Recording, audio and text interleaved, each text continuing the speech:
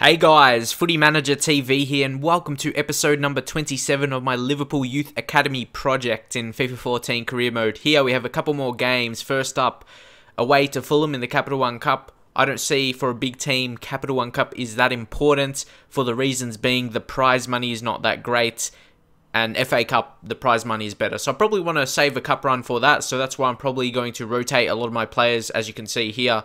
I split it up a little bit so I can just go through fast because I made heaps and heaps of changes. So I made Yessel. He's actually been developing decently. He's got some decent attributes now. Decent dribbling, decent finishing, but I need to give him game time. Like, I don't feel like I've given so many time. I've only given him like 3 or 4 games after this, of course. I think 2 games last season, and this is the 3rd only, and he's grown actually fairly well, in my view. He's going like now +2 this season, which is pretty good. To get to a 70 overall is fairly good in my view. So yeah, leave your thoughts. Even Suso as well, I've hardly played him, but he's gone up a little bit. I think +1 this season. And also, before I really get into it, I did want to say, over the weekend, there may not be as many videos because it's like my birthday over the weekend. I'm doing more stuff, so there may be less uploads. I have some pre-recorded Football Manager videos of Manchester United, so I may upload those because they're done, and I don't really have time to play some more career mode and record it from now until maybe Sunday night. So yeah, if there isn't many videos over the weekend, I just want to say why, and hopefully you understand that. And yeah, I just want you to make sure you understand, because it's just obvious I'm going to be a bit more busier than usual. Even on the weekend, I'm pretty busy anyway. It's usually during the week where I record most of my stuff. So yeah, hopefully you enjoy the videos. And yeah, just drop your thoughts on them. Hopefully positive feedback will help me to continue to do some more. But here, we have a chance. You see Scafe playing. It's a bit weird because he's got an 88 potential on the update I used, or when I started this on the update. But he hasn't even grown 1 overall yet. But I'm sure if you play a lot of career mode, you know goalkeepers don't really increase too much until they get like 19 or 18 or something like that. But here we had a couple chances. Quintero and Yessel with the first shot. Before that, on the finesse shot, it was well saved by the keeper. But again, Yessel, he's proving a danger. For me, he reminds me, like in real life, of Fernando Torres when he was at Liverpool, just in terms of the runs he makes here.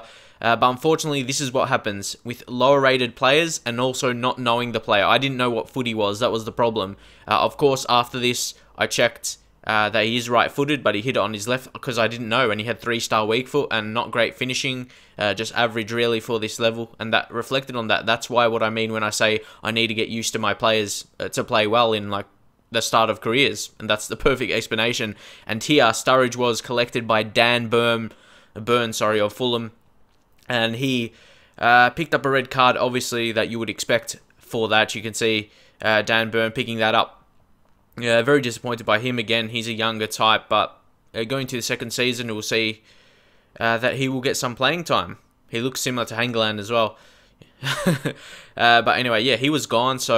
And something happened here with the free kick. I kind of forgot, I don't know why, but I pressed RB. Well, I thought that was previously you press RB to get some curve, but then this other guy appeared and it kind of stuffed up my free kick, as you'll see. Because yeah, I just forgot about that. I just remembered you press RB for some extra curve or something, then someone else appeared, and then it just ruined it for me. So I got a bit, I was like, what happened there? Because I'd never used RB, but I remember in like FIFA 12 and stuff, you could use it to add curve. I didn't really know they changed it. That was why. I don't really have too many free kicks, if I'm honest. And if I do, yeah, I usually pass it a lot. I never really have many close near the box. Because, yeah, the CPU don't usually do that. But anyway, like I said, it was a tough game. It was a close game, actually. We had a lot of chances, though. Fulham didn't really. They had 2 on target. We had 6 and 9 in total. So you saw we did have a lot of chances. You probably should have scored before the full time. But unfortunately, we couldn't. Yessel, if it was like Suarez or someone else, you know probably what will be the end product of that. But of course, they will finish with a cross goal from a header in injury time in the first half of extra time from Mitri Oglu, the new signing from Olympiacos, who of course bet Manchester United 2-0. So yeah, that was a bit funny. Not funny, just Manchester United doing crap now, pretty much. Leave your thoughts on them and how they're doing and what you think needs to be changed. That's the thing. They got players retiring, leaving next season, especially in defence, like Vidic and Ferdinand.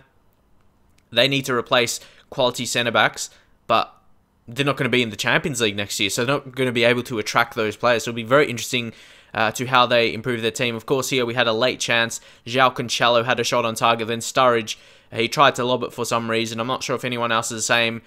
When you lob it, or when you change your play, it makes them lob it when you have a chance like that and it rebounds quickly to them and you can't really direct yourself. And I was just showing here, I should have really scored, but I couldn't for one reason or another. And we had double tackles. We had 22 tackles in this game here. Somehow we did not score. But no doubt if Yesul wasn't starting and Suarez was starting instead, I'm sure you would have known what happened with that chance. The finesse shot wasn't strong enough, so it was saved. And the other chance that was just very embarrassing because I had no idea what was his best foot. And that probably, if I went to shoot on his right, it probably would have found the back of the net. But going back to the point again, knowing your players and the quality of the players as well. But anyway, like I said, Capital One Cup is not that important at all. I'd rather focus on the Champions League, doing well in that and the league. And my expectation is to win the Premier League, don't forget. So I need to at least come in the top 4. If I don't, I really don't want to get fired because this series is going along well and I want to show you these talents in my team. So I really want to focus on the Premier League. So maybe it's a blessing in disguise that I got knocked out in the Capital One Cup, and so I can focus on the Champions League. I got the expectation of, I think they said I have to win the Champions League as well. I don't know, high expectations by the board, but what do you think of that? Do you get high expectations? Or, yeah, if I do get fired, I hope I don't, because I love the players I have in the team. What do you think should happen? Like, I got fired with Lyon, then I just started a new series. But I don't want to focus on that. I don't want to get fired. And here, I'm not really playing in advance. Like I said, I haven't really got footage recorded. After this, I have to actually play it some more. So, because I haven't. That's why I said over the weekend, my birthday and stuff, I won't be able to upload videos because I can't play. So, yeah, just leave your thoughts on the expectations for this season more than anything. So yeah, we're expected to win the Premier League and win the Champions League. I know you don't have to get those expectations. You can come near it, like come top 4 and maybe get the semi-final, or yeah, who knows. But what do you think is a realistic expectation for Liverpool's level, like the team I have currently? I would love to see your feedback. That's what I love to see, like reading comments, especially I won't be able to make videos over the weekend. I'll probably be reading comments and when I can. So yeah, leave your thoughts on that. As Jordan Henderson comes in on the 37th minutes, and he finds the back of the net, of course. I have no idea how he's scoring all these goals from defensive midfield. Well, I kind of do. He has the high attacking work rate, but he also has that high defensive work rate, which means when he does go like this in attack, and if he doesn't score, he pushes back really quickly. It's good to have those players in your team, and they do that work for you. Here we went defensive, especially away. I like to do that when you get a goal to go 1-0 ahead. But look at that, 6 shots to 0. They had no shots on target, and there's their first shot of the game, I believe. It went a bit closer than I thought it would have, but of course they didn't even get on target, so again, it was a wasted chance by them. And here we're going on the attack. Martin Kelly at right back. Who do you think's better? Cancelo, the new signing, or Martin Kelly? Kelly's higher rated, so leave your thoughts. But here, of course, the deflected save would have went to exactly to their play and they would have scored. That's just what happens every single time to me. I'm not sure if anyone else is the same, but yeah, somehow it's just a magnet to their player. It didn't want to go in space. It never goes in space. It has to get directed to a player, either them or me, and most of the time it's them. So I know, yeah, I'm not complaining about it. It happens to me as well. I'm just saying it's not a good thing about the game. Even when I score them, I don't enjoy when I score them. It's not good. I want to score good goals. Goals with skill, very good skill that require a lot of skill to score. Like here with Suarez, like I say, using the LT and RT dribbling. And again, Suarez scores. He's having an amazing season this season. Last season, he didn't really score many goals in the first half of the season. So that is positive for right now because he finished last season well. And this season, he's starting really well, so he can continue. His form is better in the second half of the season, judging off what he did. Or going back to that point again, maybe I'm just getting used to him, his best part of the game. That is probably the best bet as he picks up his 7th goal in the Premier League just before the halftime break. We get back in the lead. So a lot of goals there in a short period of time. And that's what I want to bring to you, some entertaining goals. Even though I went to defensive, there was still 2 goals scored when I did that. But here I have to be really careful. And look at that sliding tackle. Mangala, probably one of the best defenders. I'm not going to say in the game because I haven't used every single defender. I'm going to say the best defender I've used. One of the best ones, definitely. His fly tackling is great. That was showcased there. And also just general intercepting of piece of play. His strength is really good. And their Sturridge. We could have finished with a third goal away to West Brom, but it was just away from the goals on that occasion. Unfortunately, it would have been another injury time goal. Oh, there, I was so close to intercepting. I'm actually really good at that now. I'm getting better at, like some people say I run my players forward too much, but that's how I score those kind of goals, intercepting. And yeah, you see then on some occasions that I do win it a lot of the time. You just see it when it goes bad and I concede because I only show goals and some highlights here and there. But during the match, I actually intercept a lot of the time. That's where you see the previous match, I had double more tackles than Fulham. I had 22.